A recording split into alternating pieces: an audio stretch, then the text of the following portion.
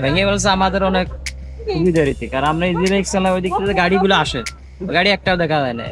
যাই হঠাৎ করে আমরা মারিয়ে দিব, অনেক গাড়ি গিলাস ভেঙে গেছে। ওদের ভাঙাতে আমাদের অনেক ভালো হয়েছে, সুবিধা হয়েছে, ভালো হয়েছে, ধন্যবাদ প্রশাসনের। এই নিয়ে অনেকবার নিউজও হয়েছে, কিন্তু ভাঙেনি এতটুকু।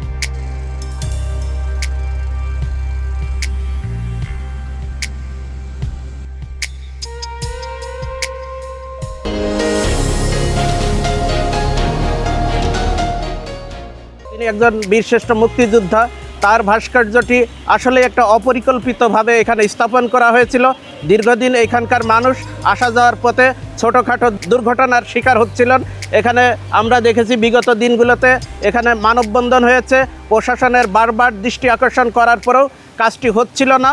তাই এখন যেহেতু ভাঙা শুরু হয়েছে, এখানকার আমি মনে করি, ব্যক্তিগতভাবে মনে করি, এখানকার যে সাধারণ জনসাধারণ এই রোড দিয়ে যারা আসা যাওয়া করে তারা খুশির হয়েছে, আমরাও খুশি হয়েছি।